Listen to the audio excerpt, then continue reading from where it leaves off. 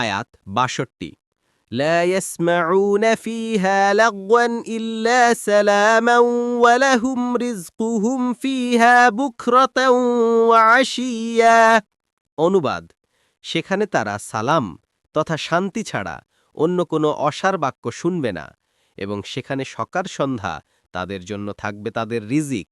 তাফসির ১ নং ফুটনোটের বিবরণ লাগওয়ুন বলে অনর্থক ও অসার বাক্য কথাবার্তা, গালিগালাজ এবং পীড়াদায়ক বাক্যালাপ বোঝানো হয়েছে, যেমনটা দুনিয়াতে কখনো কখনো মানুষ এটা শুনে থাকে।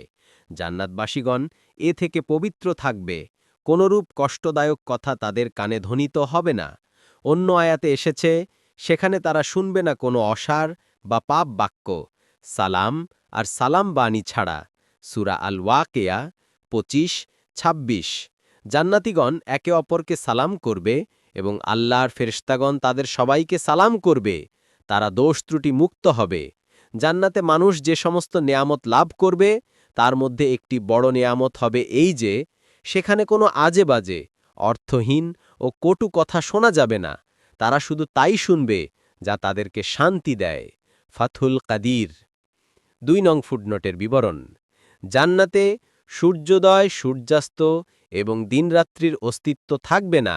সদা সর্বদা একই প্রকার আলো থাকবে, কিন্তু বিশেষ পদ্ধতিতে দিন, রাত্রি ও সকাল সন্ধ্যার পার্থক্য সূচিত হবে। এই রকম সকাল সন্ধ্যায় জান্নাতবাসীরা তাদের জীবন উপকরণ লাভ করবে। ফাথুল কাদির একথাই স্পষ্ট যে জান্নাতীগণ যখন যে বস্তু কামনা করবেন তখনই কালো বিলম্ব না করে তা পেশ করা হবে।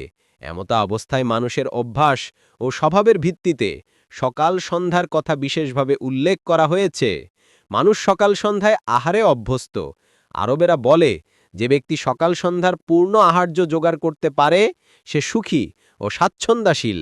হাদিসে এসেছে শহীদগণ জান্নাতের দরজায় নালাসমূহের উৎপত্তিস্থলে সবুজ গম্বুজে অবস্থানরত রয়েছে। তাদের নিকট জান্নাত থেকে সকাল বিকাল খাবার যায়। মুসনাদে আহমাদ ১-২৬৬। অন্য হাদিসে এসেছে প্রথম দলটি যারা জান্নাতে প্রবেশ করবে তাদের রূপ হবে ১৪ তারিখের রাতের চাঁদের রূপ। সেখানে তারা থুথু ফেলবে না, সর্দি কাশি ফেলবে না, পায়খানা পেশাব করবে না। তাদের প্লেট হবে স্বর্ণ ও রৌপ্যের। তাদের সুগন্ধি কাঠ হবে ভারতীয় উদ কাঠ। তাদের ঘাম হবে মিশকের।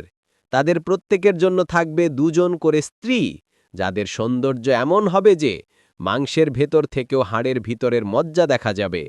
মতবিরোধ থাকবে না, থাকবে না ঝগড়া, হিংসা, হানাহানি। তাদের সবার অন্তর একরকম হবে। সকাল বিকাল তারা আল্লাহর তাসবিহ পাঠ করবে। বুখারী ৩২৪৫। কোনো তাফসিরবিদ বলেন আয়াতের সকাল সন্ধ্যা বলে ব্যাপক সময় বোঝানো হয়েছে, যেমন দিবারাত্রি ও পূর্ব পশ্চিম শব্দগুলোও ব্যাপক অর্থে বলা হয়ে থাকে।